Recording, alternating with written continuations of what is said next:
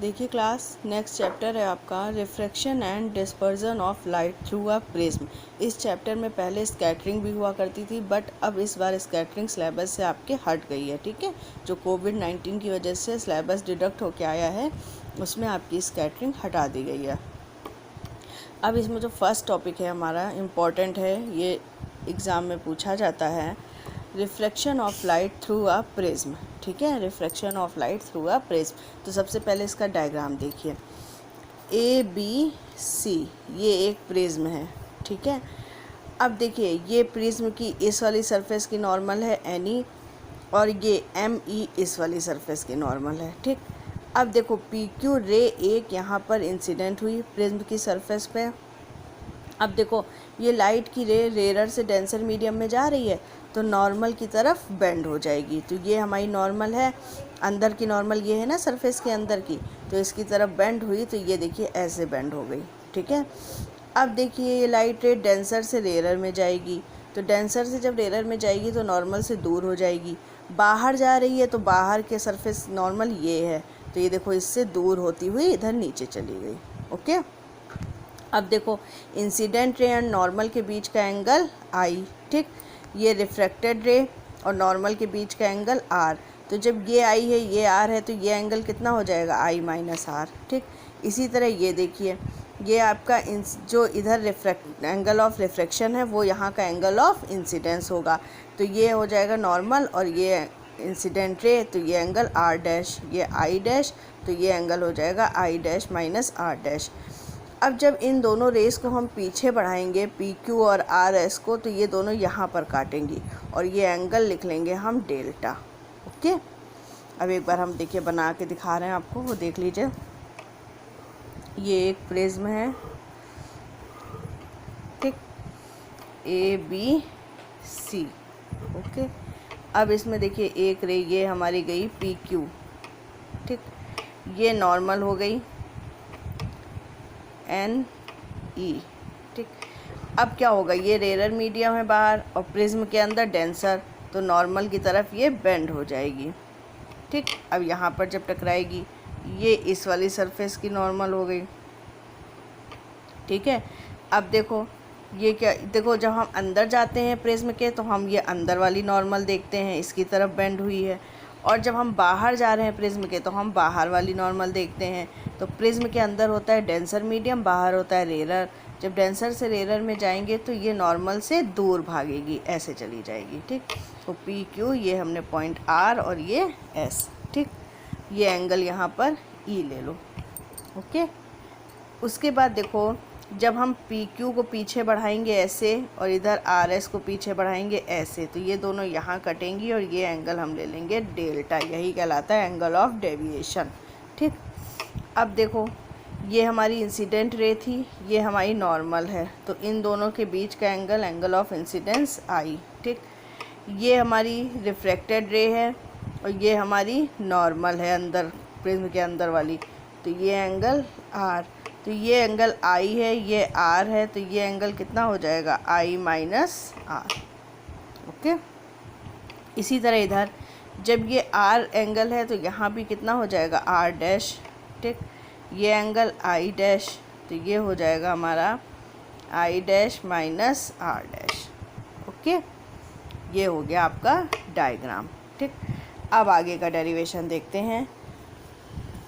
देखिए इन triangle Q D R, Q D R ये ऊपर वाला ट्राइंगल। ठीक है, कौन सा ट्राइंगल, क्यू डी आर, मतलब ये देखिए ये क्यू, ठीक, ये पॉइंट डी ले लिया और ये पॉइंट आर, ये ट्राइंगल जो है क्यू डी आर। ठीक, क्यू डी आर में क्या है, देखिए क्यू डी आर में ये जो डेल्टा है हमारा ये एक्सटर्नल एंगल है, और एक्सटर्नल एंगल जो होता है वो आमने सामने के इंटरनल एंगल के सम के इक्वल होता है। तो डेल्टा इक्वल टू हम क्या लिख सकते हैं, I minus R plus I dash minus are dash. Okay, I I एक साथ ले लिया, आर आर एक साथ, इसको हमने इक्वेशन 1 दे दिया, डेल्टा इक्वल टू। अब in quadrilateral A Q E R, कौन सा quadrilateral, A Q E R, ठीक है, चतुर्भुज जिसे बोलते हैं।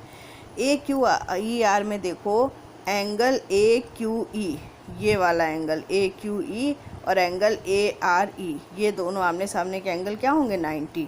भाई इस तरह से है ना, ये देखो ऐसे, ये देखिए हमने बनाया है इस तरीके से है क्वाड्रिलेटरल, ठीक। तो ये भी एंगल कितना होगा 90 और ये भी एंगल होगा 90, ओके। तो इसी तरीके से ये एंगल और ये एंगल होंगे 90। तो हमने लिख दिया angle A Q E equal to angle A R E equal to 90 degree. अब देखो जब ये दोनों एंगल 90 हो गए तो क्वाड्रिलेटरल के चारों एंगल का सम होता है 360। तो बचा दो एंगल आमने सामने कितने होंगे 180 के होंगे। तो आमने एक सामने इधर एंगल ए है और इधर एंगल ई है, तो हम क्या लिख सकते हैं angle A plus angle E equal to 180 degree, A plus E equal to 180 degree. इसको हमने इक्वेशन 2 ले लिया, ठीक। अब देखिए इन ट्राइंगल क्यू ई आर, कौन सा ट्राइंगल क्यू ई आर नीचे वाला, अभी हमने ऊपर वाला लिया था, अब ये क्यू ई आर नीचे वाला। क्यू ई आर में देखो 3 एंगल हैं, एक ये आर है, एक ये आर डैश है और एक ये ई है, ठीक। तो तीनों एंगल ट्राइंगल में तीनों एंगल का सम जो होता है वो 180 होता है। वही प्रॉपर्टी यहाँ लगा दी, R plus R dash plus E equal to 180 degree. इसको हमने इक्वेशन नंबर 3 ले लिया। अब 2 और 3 को कंपेयर कर दिया। 2 क्या है A plus E equal to 180 degree और ये R plus R dash plus E equal to 180 degree, यानी कि A equal to R plus R dash होगा कंपेयर करने पे, ठीक।